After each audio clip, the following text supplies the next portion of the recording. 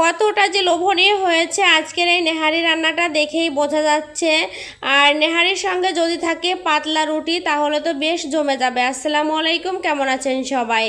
আজকের এই নেহারি রান্নাটা একদম ভিন্নভাবে রান্না করার চেষ্টা করেছি।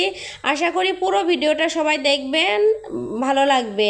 তো নেহারিগুলো আমি ভালোভাবে পরিষ্কার করে ধুয়ে নিয়ে এতে দিয়ে দিয়েছি রসুন বাটা, আদা বাটা, জিরা বাটা এবং হলুদের গুঁড়া, লবণ দিয়ে আমি ভালোভাবে একটু নেড়েচেড়ে নিয়ে ঢাকনা দিয়ে ঢেকে দিলাম প্রেসার কুকারে।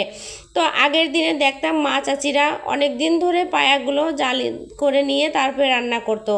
আমি কিন্তু অন্য প্রসেসে রান্না করেছি, আমি প্রেসার কুকারে দিয়েছি। এখন যেহেতু ডিজিটাল যুগ, এখন আর ওরকম সবাই জাল দিয়ে রান্না করে না, এখন প্রেসার কুকারে দিয়ে শীষ দিয়ে নেয়। তো আমি সেইভাবেই মশলাগুলো দিয়ে ভালোভাবে প্রেসার কুকারে শীষ দিয়ে নিয়েছি 6 থেকে 7টা। তো শীষ দিয়ে ভালোভাবে সিজে গেছে একটু।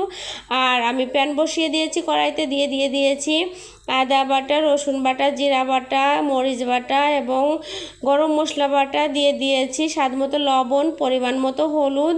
পুরো মশলাগুলো দিয়ে আমি তেলের দিয়ে ভালোভাবে মিক্সড করে আমি নেড়ে চেড়ে মশলাগুলো ভোনা করে নিয়েছি। দিয়ে দিয়েছি গোটা তেজপাতা।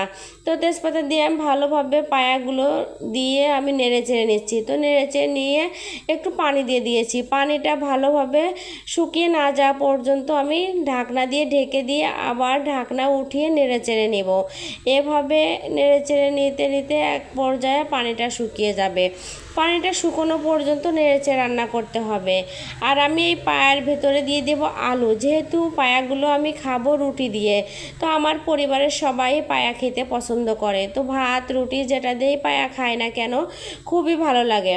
তো ঢাকনা দিয়ে ঢেকে দিয়ে আমি 5 মিনিট অন্তর অন্তর আমি জাল করে নিচ্ছি। জাল করে নিয়ে আমি রান্নাটা করে নিচ্ছি। এভাবে রান্না করলে কিন্তু খুবই মজার হয় এই পায়াগুলো খেতে। তো আমি এভাবে জাল করে নিয়ে রান্না করে নিচ্ছি। রান্নাটা অন্য একটা চুলাইতে আমি দিয়ে দিয়েছি পেঁয়াজ কুচি। একদম ভিন্নভাবে রান্নাটা হচ্ছে। আর পেঁয়াজ কুচিগুলো ভালোভাবে বেরেস্তার মতো করে বাদামি কালার করে ভেজে নিব। তো বাদামি কালার করে ভেজে নিয়ে আমি পায়ার উপরে ভালোভাবে বাগারটা দিয়ে দিয়েছি। আর এই বাগারটা পায়াতে দিলে কিন্তু খুবই একটা সুন্দর একটা ফ্লেভার আসে, খেতেও মজা লাগে। আর রান্নাটা যেহেতু প্রায় শেষের দিকে, আমি দিয়ে দিয়েছি গরম মশলার গুঁড়া। আর একদমই লোভনীয় দেখতে হয়েছে, খেতেও কিন্তু দুর্দান্ত স্বাদের হয়েছে, দেখতেই পাচ্ছেন আপনারা। তো আমি রান্নাটা হয়ে গেছে আর রান্নাটা নামিয়ে নিয়ে দিয়ে দিয়েছি কড়াইতে রুটি বানিয়ে নিচ্ছি। তো এই রুটি দিয়ে কিন্তু খেতে অসম্ভব মজার হয় পায়া।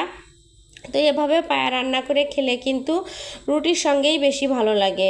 তো রুটিগুলো আমি এক এক করে ভেজে নিয়েছি। আমি অনেকগুলো রুটি বেলে নিয়েছিলাম। সবাই ভালো থাকবেন, সুস্থ থাকবেন।